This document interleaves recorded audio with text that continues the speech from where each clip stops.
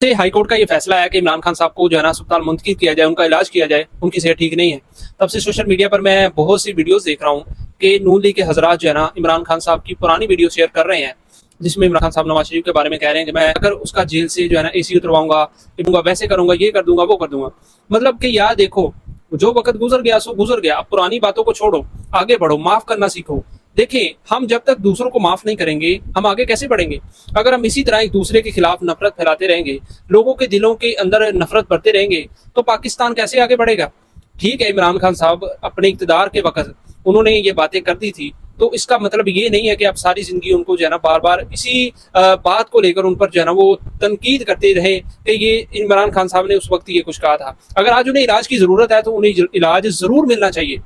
हर इंसान का हक है, कोई भी इंसान है, अगर उससे कोई गलती होती, कोई जुर्म होता है तो उसे सजा दी जाए, लेकिन ये भी समझा जाए कि वो एक इंसान है। जुर्म करने के बाद भी वो इंसान से जानवर नहीं बन गया, बल्कि वो इंसान ही है और उसके साथ इंसानों जैसा ही सलूक होना चाहिए।